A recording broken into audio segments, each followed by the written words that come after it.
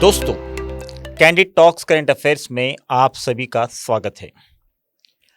अयोध्या राम मंदिर donation case में रोज ऐसे संगीन खबरें सामने आ रही हैं जो देश के करोड़ों भक्तों का दिल तोड़ रही हैं। मामला सिर्फ कैश चोरी का नहीं है, बल्कि अब सोना, चांदी और पूरे बैंकिंग सिस्टम के साथ छेड़छाड़ तक पहुंच गया है। कहा जाता है कि आस्था सबसे बड़ी ताकत होती है, लेकिन जब आस्था के नाम पर दिए गए दान पर ही सवाल उठने लगे तो सिर्फ पैसा नहीं बल्कि लोगों का भरोसा भी कटघरे में खड़ा हो जाता है। करोड़ों रुपये जब्त हो चुके हैं, सस्पेक्ट्स कस्टडी में हैं, लेकिन पेपर पर कोई एफआईआर नहीं है। जब रिकवरी हो, कस्टडी हो, सबूत हो, लेकिन एफआईआर ना हो तो सवाल सिर्फ चोरों पर नहीं उठता बल्कि पूरे सिस्टम पर उठता है। इस संगीन खेल की अंदरूनी राज और लीगल लूप्स पर बात करने के लिए सीनियर जर्नलिस्ट एस.ए. इसाकी सर आज हमारे साथ मौजूद हैं। हम उनसे वो सवाल पूछने वाले हैं जो देश का आम नागरिक पूछ रहा है, लेकिन जिनके जवाब अब तक धुंधले रखे गए हैं। आज हम इस पूरे मामले को बिना किसी पर्दे के शुरू से आखिर तक खोलने वाले हैं। इसाकी सर, इस शो में आपका बहुत बहुत स्वागत है। शुक्रिया।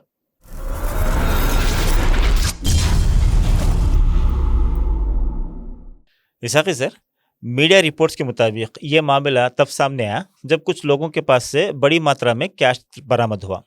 उनकी लाइफस्टाइल में अचानक आए बदलाव ने कई सवाल खड़ा कर दिए। तो सबसे पहले हमारे व्यूवर्स को शुरू से समझाएं कि इतने बड़े मंदिर में चोरी की ये बात अचानक सामने कैसे आई, वो कौन लोग हैं जो पकड़े गए हैं और उनका बदला हुआ लाइफस्टाइल इन्वेस्टिगेशन को किस तरफ इशारा कर रहा है। ये अयोध्या का राम टेम्पल पे अभी तो चोरी के मामले के ऊपर डिस्कस हो रहा, तो ये अचानक कोई बाहर से मतलब कोई पुलिस कंप्लेंट देना या कोई टेम्पल का एम्प्लॉय आके जो है हुआ, ऐसा नहीं हुआ था। ये अंदरों नहीं कुछ खिचड़ी पक रही थी एक्चुअली। तो फर्स्ट टाइम ये हुआ कि अखिलेश यादव समाजवादी पार्टी के जो चीफ है वहाँ पे, तो उन्होंने पहला एक प्रेस कॉन्फ्रेंस कंडक्ट करके बोला कि राम टेम्पल पे हुंडी जैसा कि चढ़ावा चढ़ाते ना, जो हुंडी जा पर उसमें से पैसा जो भी कलेक्ट हो रहा उसमें कुछ गफला हो रहा बोल के पहले एक प्रेस कॉन्फ्रेंस में ये पर्दाफाश करे। तो अखिलेश यादव के प्रेस कॉन्फ्रेंस के बारे में क्या बाद में क्या हुआ, ये टेम्पल कमेटी जो रही थी, टेम्पल का ट्रस्टीज वगैरह, वो लोग बोल के उन्हें ये सब झूठ है, एक साजिश है बोल के। लेकिन जब तक क्या हुआ, वहाँ पे लोकल से भी लोग जो है आवाज़ उठाना शुरू कर दिए।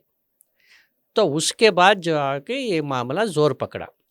तो पहले से क्या हुआ कि लोगों को क्यों, पहले तो लोकल, अब जैसा कि टेम्पल में कौन से लोग काम कर रहे क्या है वो सब जो है, अयोध्या इतना बड़ा हैदराबाद जैसा शहर तो नहीं है, थोड़ा बड़ा शहर है, लेकिन जो टेम्पल से लोग जुड़े हुए रहते उनका कामकाज के बारे में तो आजू बाजू लोगों को पता रहता ना। तो उसमें से पहले जो है एक रमाशंकर अलियास टिन्नू यादव बोल के एक एम्प्लॉई है जी, वो एक मामूली सा एम्प्लॉई है। उसका तनख्वाह जो है तकरीबन 15-20 हज़ार से भी कम है तनख्वाह। तो बंदा जो है अचानक पहले एक ऑटो ड्राइवर रहता था, बाद में टेम्पल में कैसा ज्वाइन हो गया, उसमें कुछ नौकरी हासिल कर ली एक छोटे लेवल पे। वो नौकरी हासिल कर रहा, अचानक जो है अयोध्या का एयरपोर्ट के करीब में एक 70 कमरे वाला एक लॉज समझो उसको, वहाँ पे हॉस्टल समझो, वो अचानक वो ले लेना और लाइफस्टाइल में चेंज आना और उसका बड़ी क्या बोलते कॉस्टली गाड़ियाँ ख़रीदना और इधर उधर ज़मीन लेना, ये लोगों के नज़र में आया। और दूसरे का नाम जो है लव कुश मिश्रा, ये बंदे का भी जो है लाइफस्टाइल में थोड़ा, ये भी एक छोटा नाम है, छोटे मतलब क्लास 4 के एम्प्लॉई समझो, कोई अटेंडर है, कोई चपरासी है, लेकिन ये लोग सब जो है टेम्पल में जो है काम करने वाले हैं। और ख़ास करके टेम्पल में जो भी चढ़ावा आता है उसका हिसाब किताब करने में लोगों का थोड़ा उनसे वाबस्ता रहते लोग। तो इनके लाइफस्टाइल में अचानक चेंज आने पर लोगों को शक हुआ था। तो ये मेन, और इसके बाद में बैंक का भी रोल है, बैंक वाले कैसा नोटिस करे, ये सब अपन आगे डिस्कस करेंगे। इसके बाद ये आया, तो यहाँ पे कोई पुलिस की तशवीश में ये नहीं आया सो है, ये सब सिर्फ जब ये चीज़ें पूरे सामने आया तो टेम्पल वालों को मजबूरन ये एडमिट करना पड़ा कि भाई कुछ पैसे गिनती करते वक्त कुछ थोड़ा बहुत हेरा फेरी हुए जैसा डाउट है, हम इसके ऊपर जो है नजरसानी करेंगे, मतलब we will look into it. आगे से हम देखेंगे, बस देखेंगे और क्या मामला है उसके ऊपर तशवीश, क्या बोलते हैं, इन्वेस्टिगेशन, अपने पर इंक्वायरी, नॉट इन्वेस्टिगेशन बोले तो लोग समझेंगे पुलिस इन्वेस्टिगेशन बोल के, नहीं हम लोकल इंटरनल इंक्वायरी करके जो है बातचीत करेंगे बोल के। तो यहाँ पे ये हुआ था।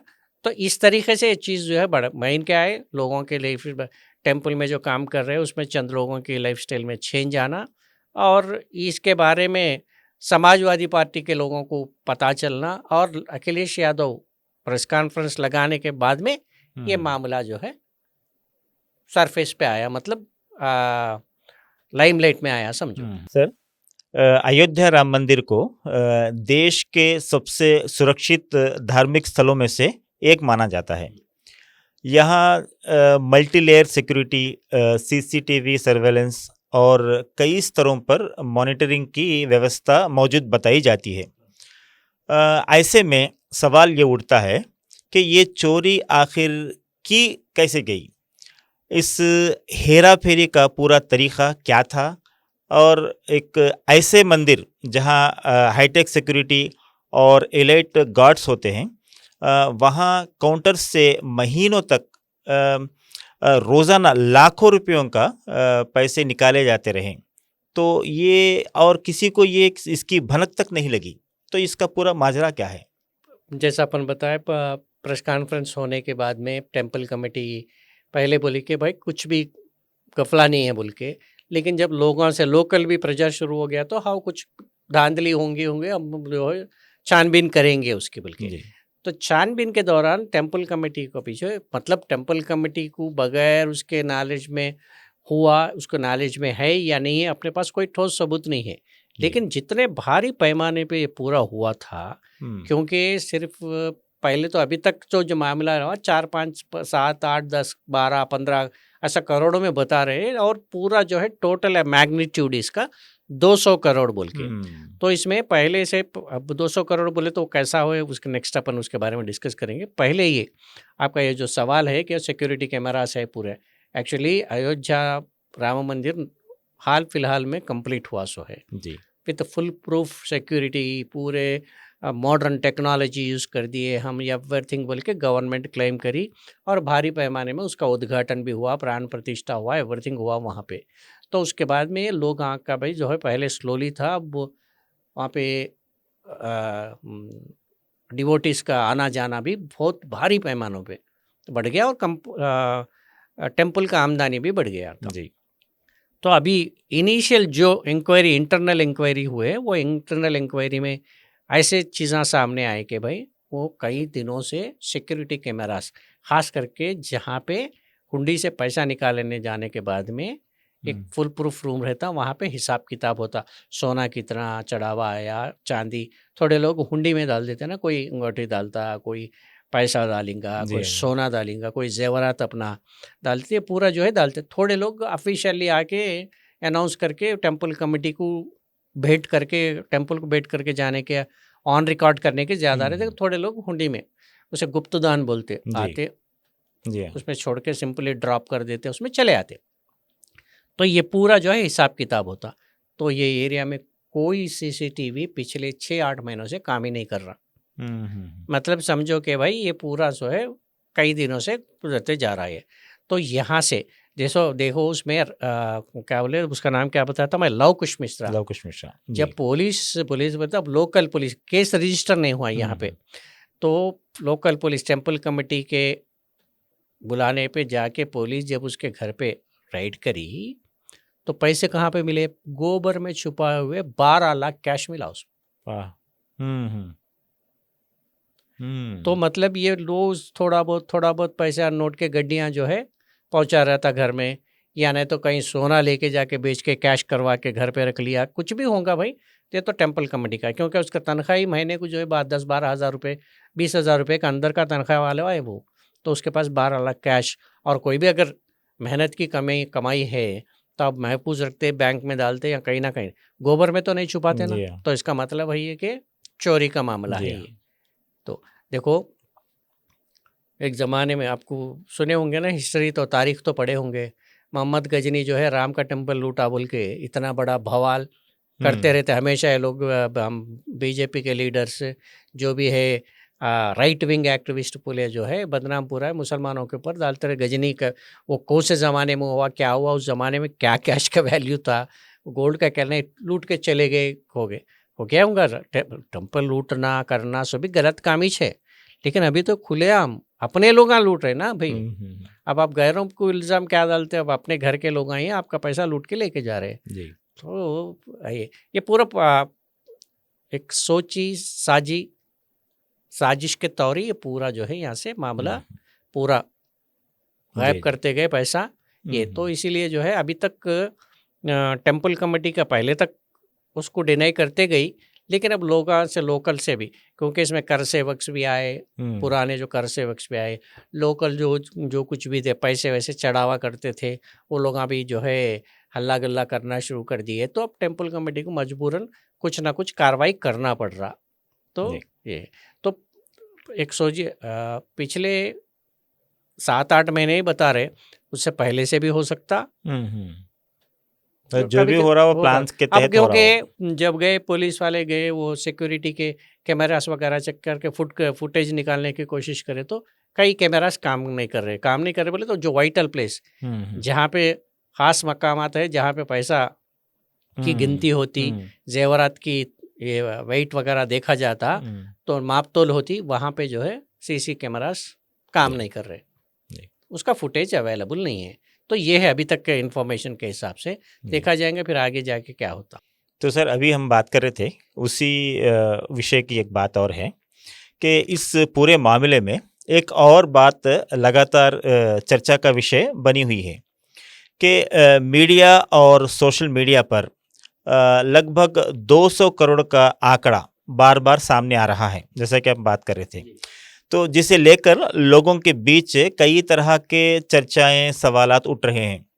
तो हमारे व्यूवर्स को समझाएं कि इस 200 करोड़ की आंकड़े के पीछे असल राज क्या है।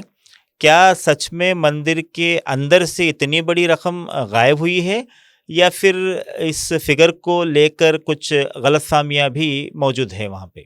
नहीं, एक्चुअली ये 200 करोड़ का फिगर जो है, इसमें 2 एंगल्स है। फर्स्ट एंगल जो है, ये जो राम मंदिर का प्राण प्रतिष्ठा हुआ था ना, मतलब वो आइडल्स को लेके जाके उसमें लगाने का जो फंक्शन हुआ था, उस फंक्शन के दौरान तकरीबन 200 करोड़ रुपए का गफला हुआ, बल्कि लोकल म्युनिसिपल कॉरपोरेशन का जो ऑडिट हुआ था, तो उसमें वो ऑडिट में, क्योंकि लोकल म्युनिसिपल कॉरपोरेशन भी इन्वॉल्व होती है प्राण प्रतिष्ठा के प्रोग्राम में, क्योंकि पूरे सिविक अरेंजमेंट्स पूरे वो लोग ही करते हैं ना, तो उनको भी पैसा रिलीज किया गया।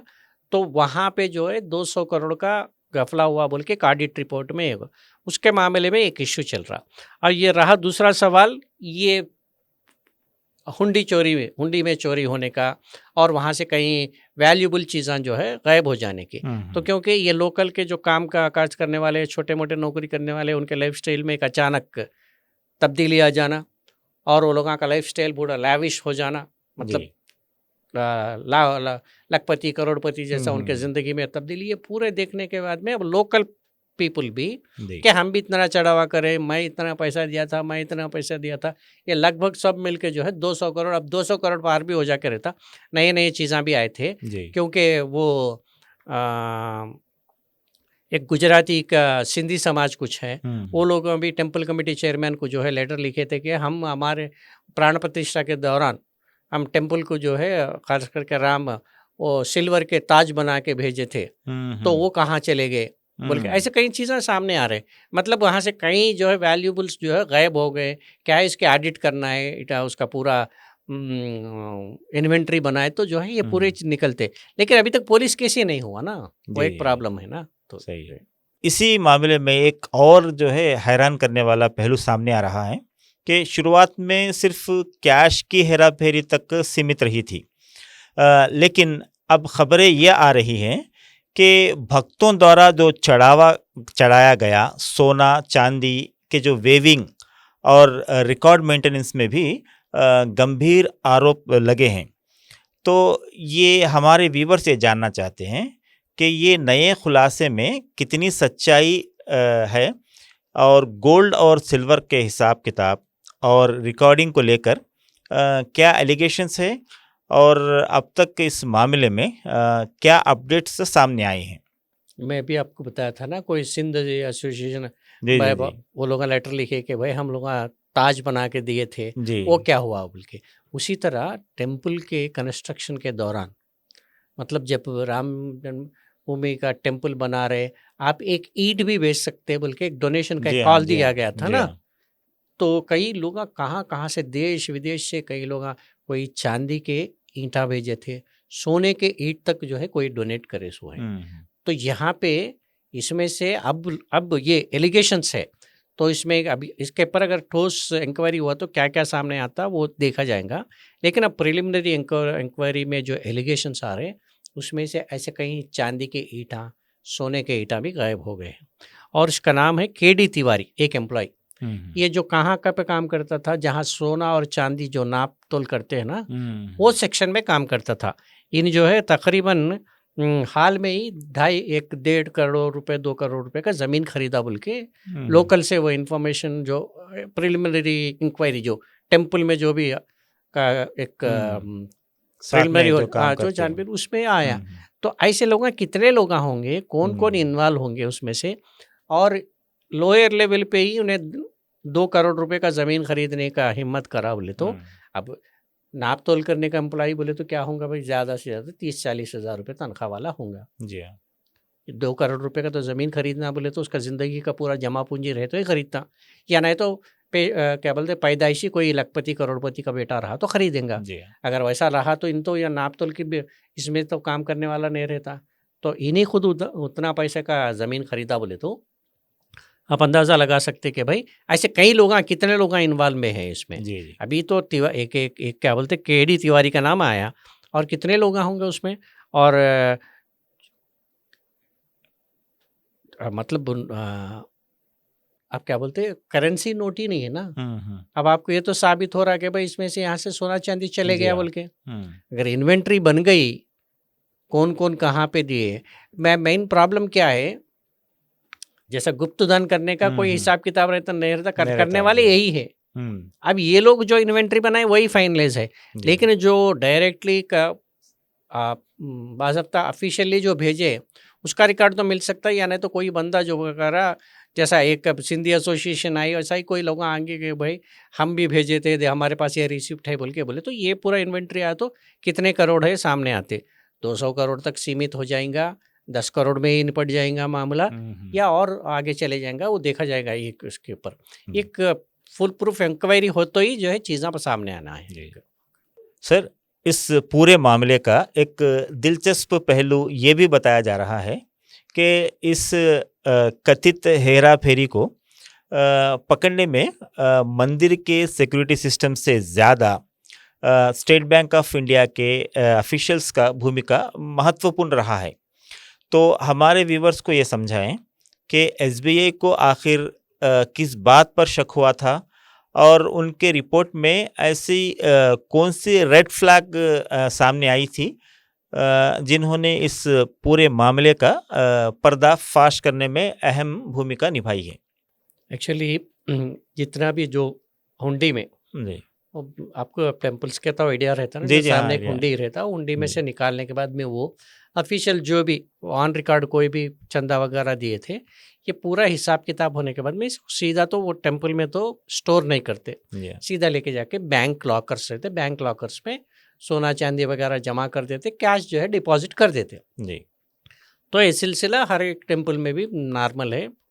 आप तिरुपति चले जाओ, वहाँ पे भी यही सिस्टम रहता, वहाँ पे हिसाब करने को पैसा वैसा परका मनी बोल के चलते रहता एवरीडे, यानी तो वो एक फिक्स्ड डेट्स रहते, 10 दिन को, 8 दिन को, 15 दिन को हुंडी खोलने का, यानी तो हुंडी अगर भर गया बोले तो निकालने को, उसी सिस्टम से जो है ये हिसाब किताब करके वहाँ पे बुक्स में एंट्री होने के बाद में सीधा बैंक को भेज देते। जी।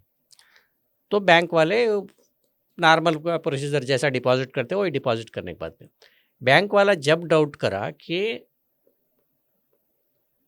टेम्पल बन गया, टेम्पल को इनिशियल से भी लोगों का बने डिवोटीज भक्तों का आना का नंबर ज्यादा हो गया, लेकिन जमा होने का डिपॉजिट कम हो रहा।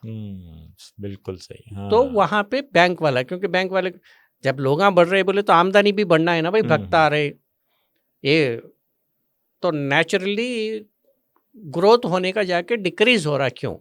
तो वो लोग सेंस करके जब तक टेम्पल कमेटी टेम्पल कमेटी कुछ भी इसमें पहले से बिल्कुल इनसेंसिटिव बोलते हैं ना, थिक स्किन्ड सो रहे वो लोग आराम से, तो उनके पीठ पीछे हो रहा या उनके जानबूझ के हो रहा, पैसा तो जो है वहां से पिछले रास्ते से जा रहा। तो ये बैंक वाले आके अलर्ट करे, उसके बाद भी ये लोग अलर्ट नहीं हुए। लेकिन जब लोकल प्रेशर, मैं समझता हूँ ये अखिलेश यादव का प्रेस कॉन्फ्रेंस भी जो है होने का सबब यहाँ बैंक से के जरिए कहीं के जरिए से जो है वो लोग जनरली अपोजिशन का लीडर हैं, अगर गवर्नमेंट के पास से कुछ रिएक्शन नहीं रहा तो इमीडिएटली जो कुछ भी इंसाफ मांगने के वास्ते या का तो इश्यू बाहर लेने के आने वाले अपोजिशन के पास चले जाता, क्योंकि अपोजिशन का आवाज़ उठाए तो भी कम से कम गवर्नमेंट मूव होती। बल्कि हो सकता है कि अखिलेश यादव को वैसा ही इन्फॉर्मेशन पहुंचाऊंगा प्रेस कॉन्फ्रेंस कंडक्ट करके, क्योंकि अगर सबूत के साथ मिलके रहता, एक बैंक वाले दे के रहते और एक लोकल पीपल दे के रहते, क्योंकि इनका जो टेम्पल के एम्प्लॉय रहन सहन में जो चेंज आ गया वो देख के जो है पूरा इन्फॉर्मेशन पहुंचा के रहते। उसके बाद जो है टेम्पल कमेटी, लेकिन टेम्पल कमेटी भी मैं जैसा पहला बताया था डिनाई करते गई, और जब गवर्नमेंट के पास गई बोले तो गवर्नमेंट के पास नहीं वो टेम्पल कमेटी का मामला है, वो भगवान राम का जो है उनकी मिल्कियत है, वो टेम्पल कमेटी देखते बोल के अपना पल्ला झाड़ने की कोशिश गवर्नमेंट भी, वहाँ की स्टेट गवर्नमेंट योगी गवर्नमेंट भी करी थी। लेकिन बाद में जब प्रेशर बढ़ा तो और डेवलपमेंट्स हुए उसमें।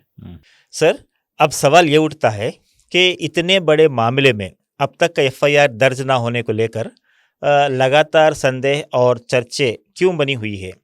कई लोग इस बात पर सवाल उठा रहे हैं कि एफआईआर में देर से जांच की दिशा और दायरा दोनों प्रभावित हो सकते हैं। तो आपको क्या लगता है कि इस नो एफआईआर अप्रोच के पीछे क्या वजह हो सकती है?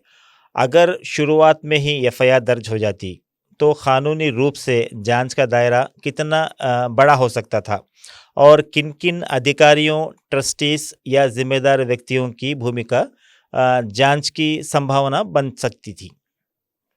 ये सवाल का जवाब देने से पहले इसका रिकॉर्डिंग हो रहा था अपना एपिसोड का जी। तो जब भी अपन एक अंदेशा था कि इसके ऊपर एक सिट कायम करी थी, तो रिपोर्ट आने का अंदेशा था, इसीलिए अपन उस दिन थोड़ा सा रोकना पड़ा रिकॉर्डिंग को। तो अभी आगे क्योंकि डेवलपमेंट के लिए इंतज़ार कर रहे थे जी। तो एफआईआर क्यों नहीं करे, क्या है उसके आगे जाने से पहले तो अपन पहले एक चीज़ समझना है कि भाई कोई भी अगर कहीं भी कुछ इंसिडेंट हो गया, कुछ एलिगेशंस आ गए, तो कानून ये बताती कि भाई आप अगर कुछ full proof investigation, departmentally internal inquiry, मतलब कोई एक सरकारी मुलाजिम कुछ प्रोसीजर लैप्स कर दिया या उसमें तो कुछ पैसे वैसे बंद कर दिया वगैरह बोले, तो पहले डिपार्टमेंट इंक्वायरी करके क्या करते बोले तो उसके बाद पुलिस केस अगर पैसे रिकवरी वगैरह करना है तो इंक्वायरी करते, वो एक सिस्टम है। तो यहाँ पे टेम्पल है ये चीज़, ये टेम्पल में जो है इसमें से कई पैसे चोरी हो गए और सोना जेवरात चोरी हो गए बोल के इल्ज़ाम है जी। तो यहाँ पे डिपार्टमेंटल इंक्वायरी या इंटरनल क्या बोलते कमिटी इंक्वायरी करने की सवाल पैदा नहीं होती, पहली बात है। तो यहाँ पे एफआईआर होना ज़रूरी है जी। लेकिन क्या है, ये मामला जो है कई लोगों के आस्था से जुड़ा हुआ सो है, और यहाँ पे उत्तर प्रदेश गवर्नमेंट का प्रेस्टीज भी इन्वॉल्व हो गए हैं और सेंट्रल गवर्नमेंट का प्रेस्टीज, क्योंकि इतना प्रेस्टीजियस टेम्पल बनाए वो लोग, और ये 75 साल कोर्ट में जो है केस चला इसके ऊपर, कई सदियों से जो है 200 साल पहले से और उससे भी पहले से भी जो है राम जन्मभूमि बाबरी मस्जिद का जो है इश्यू है बोल के बताते रहते। मगर अपने को जहाँ तक नॉलेज है 75 साल से तो कोर्ट में केस चल रहे हैं। उसके बाद में जो है 19 के बाद जजमेंट के बाद में अब उसका पूरा हो गया, प्राण प्रतिष्ठा भी हो गया। तो ऐसे जगह पे, और वो भी ऐसा कि भाई आलीशान मंदिर है, वो जी, मॉडर्न फैसिलिटीज से बनाया गया है, high level security. High level security, full proof arrangements है बोले। जी, ऐसे जगह से अगर पैसे कुछ गबन भी हो गया तो डेफिनेटली ये प्रेस्टीज इश्यू इन्वॉल्व होके हैं। तो इसीलिए जो है एफआईआर करने में योगी हुकूमत देर कर रही है, ये तो खुलेआम दिख रहा है यहाँ पे। और दूसरा, एफआईआर करने से प्रॉब्लम क्या होता, एफआईआर करने से हुकूमत को रहने तो खास करके टेम्पल ट्रस्टी जो है, कमेटी है, उसको उसके ऊपर तो आफत आ गिरती, क्योंकि पहले पुलिस वाले जितने भी सस्पेक्ट्स है पूरों को जो है लेके जाते, बिठाते, नोटिस देते, पूछताछ करते, ज़रूरत पड़े तो अरेस्ट करते, रिमांड करते, फिर ज़रूरत बोले तो पुलिस कस्टडी में लेके फिर एक इन्वेस्टिगेशन होता, पूरा ऑन रिकॉर्ड आ जाता। एफआईआर, एक बार एफआईआर इश्यू करे उस मिनट से लेके जी, कंक्लूजन फाइनल ट्रायल तक हर चीज़ भी जो है पेपर पे ही होना, कोई मुँह ज़ुबानी होने का नहीं है। जी, उसमें वीडियो एविडेंस आता, उसमें ऑडियो एविडेंस आता, पेपर्स पूरा आते, पेपर जी, एविडेंस है, डॉक्यूमेंट्री एविडेंस, ये पूरा आ जाता। तो यहाँ पे जो है, और डेफिनेटली ये पूरे जो है ऑफिशियल डॉक्यूमेंट्स बन जाते, जी, इसमें छुपाने का कोई नहीं रहता, राज कोई बचता नहीं। तो इसको कई ज़रिए से, आप कोर्ट के ज़रिए से पेपर ले सकते हैं, आरटीए के ज़रिए से पेपर ले सकते हैं, हर चीज़ भी जो है आपको अपोजिशन हाथ में चले जाने के वास्ते, हर लोग आके वास्ते, यानी पब्लिक डोमेन में आ जाती है। यहाँ पे पब्लिक डोमेन में आ जाने के बाद हर एक भी उसको एक्सेस हो जाता है इन्फॉर्मेशन। तो ये जो है हुकूमत के लिए, इधर सेंटर और उधर स्टेट गवर्नमेंट के लिए प्रॉब्लमेटिक हो जाती। तो इंटेंशनली ये कर दिए, सो क्लियर कट है इसमें। इसमें दूसरा कोई नहीं दिखता, और कुछ भी बोले कि राम का मामला है तो आस्था इन्वॉल्व होके है, भगवान राम का चीज़ है ये, तो हम जो है इतने दिन मंदिर बनने के लिए कई साल, 500 साल आप इंतज़ार करें, क्या 15 दिन वेट नहीं कर सकते क्या, बोल के योगी का स्टेटमेंट जो कुछ भी है, एवरीथिंग जो है इसको पहले ये। अब क्या हुआ था, सिट कॉन्स्टिट्यूट करे थे 3 मेंबर का टीम, जी, वो सिट भी जो है एक लखनऊ रेंज का, जो अयोध्या का जो रेंज में आते हैं, वो एक एसपी है, डिस्ट्रिक्ट वहाँ का मैजिस्ट्रेट है, और मतलब कलेक्टर होता वहाँ के, और एक सीनियर IAS ऑफिसर का, और एक तीनों को लगा कि ये 3 मेंबर का एक कमेटी बना के ये लोग जो है इंक्वायरी कर लिए। वो प्रिलिमिनरी इंक्वायरी का रिपोर्ट जो है कल नहीं परसों वो लोग जी, दे दी। तो जिसमें भी क्या बताया गया उसमें भी, उसमें एक तो एस्टैब्लिश हो गया कि ये जो टेम्पल के जो चंदा वगैरह मिला था हुंडी में जो, और जो भी गिफ्ट का लोग आके डोनेशंस वगैरह दिए हैं, इसमें जो है थोड़ा हेरा फेरी हुआ बोल के 2-3 करोड़ रुपए का वो लोग का कुछ प्रिलिमिनरी, क्योंकि वो भी सील्ड कवर में है, वो लेके जाके चीफ मिनिस्टर के एडिशनल सेक्रेटरी को सौंपा गया। तो वहाँ से जो है चीफ मिनिस्टर साहब देखते उसके बाद, और आज का इन्फॉर्मेशन है कि भाई वो एफआईआर प्रिलिमिनरी रिपोर्ट के भी हिसाब से एफआईआर करने वाले हैं बोल के, अभी तक तो अब आज इस वक्त तो रिकॉर्ड नहीं हुआ, एफआईआर नहीं हुआ। तो इसीलिए अब ये जो एफआईआर का मामला, तो यहाँ पे ये कमेटी का जो है रिपोर्ट में, और कमेटी और उसमें रिपोर्ट में बोली कि भाई अगर इसमें हम लोग पूरी तरह इन्वेस्टिगेशन करके पूरी तरह छानबीन करना है बोले तो और हमारे को टाइम देना है, क्योंकि ये 13 तारीख या 14 तारीख को कुछ कमेटी कॉन्स्टिट्यूट हुई थी, कल ने परसों जो है ये सबमिट करी थी। तो इसके तो पूरा मामले में सिर्फ ये तो कमेटी से कुछ होने वाला नहीं है, स्पेशल का investigation committee, special task force committee, जो भी उसका नाम देने दे, ये 3 मेंबर कमेटी के हिसाब से अभी तक ये हुआ सो है। तो इसमें अब ये लोग किस किस से पूछताछ करें जी, तो इस पे से जो है ये लव कुश पहले का अपना अपन बातचीत करे थे, और वो हटके, और वो रामशंकर अलियास जो ऑटो ड्राइवर है वो, और लव कुश नाम का जो एम्प्लॉय था उसका, और वो हटके अवनीश बोल के एक, अनुकल्प बोल के एक, और करुणे बोल के एक, और ये पूरे लोगों को टोटल 5 सस्पेक्ट्स अक्यूज। तो अक्यूज भी अभी क्योंकि बोले एफआईआर नहीं होना, बोले सस्पेक्ट ही बोल सकते, ये लोग इसमें मुलविस हुए बोल के। तो इनके पास से जो है अभी तक 2 करोड़ रुपए का पैसा हम रिक्वायर करें, बस इतना ही। इसमें से जो है थोड़ा गोल्ड, टिन्नू मतलब रामशंकर अलियास टिन्नू है ना, टिन्नू यादव, उसके पास से गोल्ड और ये टिन्नू कौन है बोल के बता रहा है, तो वहाँ पे ट्रस्ट बोर्ड का जो कमेटी का हेड है चंपत राय। तो अब इस पे, और ये जैसा ही इसका मामला बाहर आया था, तो मैं वो सिंधी एसोसिएशन के इसके बारे में भी अपन उसके पहले जिक्र करे थे, कि वो लोग सोने भी अपना पूछ चांदी रहे के थे। जी। ईंटा वगैरह दिए बोल के। और एक कोई लेडी जो है एक कौवा, एक चांदी का कौवा बना के जो है, क्योंकि क्रो वो रामायण में उसका इम्पोर्टेंस बहुत है, तो वो हिसाब से जो कौवा बना के चंपत राय के खुद अपने हाथों से जो है भेंट करे सो है, लेके जाके टेम्पल पे रखो बोल के। अब वो लोग अभी पूछ रहे हैं, और कई लोग आके हम सोने के ये, अब कहीं कहीं से सवाल उठ रहे। तो इसमें से कई लोगों को अभी ये जो सिंधी एसोसिएशन का जो अपन जिक्र करे थे, चांदी के जो ईंटा दिए थे, वो लोगों को रिसीट भी नहीं दिए थे, कहते रिसिप्ट भी नहीं लिए, रिसिप्ट भेजते बोल के बोले नहीं भेजे बोल के, वो भी एलिगेशन आ रहे। जिसी तरह एक कवे का मामला भी है, इसी तरह और चंद लोग जो है कहीं कहीं से बाहर से लेटर आ रहे। तो ये सब भी तो उसका दायरा तो बहुत बढ़ गया। तो अभी एफआईआर अगर हो सकता है कि अपना एपिसोड टेलीकास्ट है तक एफआईआर रजिस्टर भी हो सकता, नहीं भी हो सकता। तो अभी इस वक्त तक तो नहीं है। तो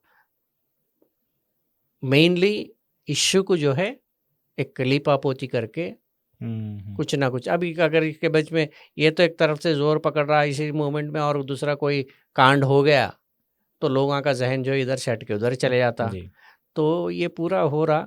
तो मैं जैसा लास्ट टाइम अपन के इस मामले में अब जो को भगवान राम की चीज़ें जो है ये लोग गबन कर रहे हैं ना। एफआईआर हुआ मतलब टेम्पल भगवान राम की प्रॉपर्टी को प्रोटेक्ट करने के वास्ते कमेटी बनाई, कमेटी वाले खुद इसमें मुलविस हो गए बोल के कंप्लेंट आ रहे। अब इन भगवान राम का प्रॉपर्टी कौन बचाना चाहिए? तो भगवान राम खुद बचा लेना चाहिए। ना योगी आदित्यनाथ बचा सके, ना नरेंद्र मोदी बचा सके, ना चंपत राय बचा सके। गायब तो हो गया। अब खुद राम आना है, अपने प्रॉपर्टी का देखभाल कर लेना है बस। तो दोस्तों, ये था अयोध्या राम मंदिर डोनेशन केस से जुड़ा पूरा विवाद, जिसमें कई गंभीर सवालों को जन्म दिया है। बात सिर्फ पैसों की नहीं, बल्कि जवाबदेही, ट्रांसपेरेंसी और जनता के भरोसे की भी है। जब आस्था से जुड़ा कोई मामला विवादों में घिरता है तो सवाल सिर्फ धन का नहीं बल्कि भरोसे का भी होता है। अब इस मामले में आगे क्या होता है, जांच किस दिशा में बढ़ती है और कानूनी प्रक्रिया क्या मोड़ लेती है, इस पर पूरे देश की नज़रें टिकी हुई है। सर, इन पेचीदा मुद्दों पर इतनी स्पष्टता और बेबाकी से समझाने के लिए आपका बहुत बहुत धन्यवाद। आपका भी बहुत बहुत शुक्रिया हमें यहाँ बुलाने के लिए, और ये जो कंट्रोवर्शियल इशू है उस पर मेरे को बात करने का मौका देने के लिए भी आपका बहुत बहुत शुक्रिया। और दोस्तों, अगर आपको आज का ये हमारा प्रोग्राम पसंद आए तो आप चैनल को सब्सक्राइब कीजिए, वीडियो को लाइक कीजिए, शेयर कीजिए और अपने राय कमेंट में ज़रूर लिखिए। आप देख रहे हैं कैंडिड टॉक्स। मैं हूं आपका होस्ट अहमद। मिलते हैं अगले एपिसोड में। धन्यवाद। जय हिंद।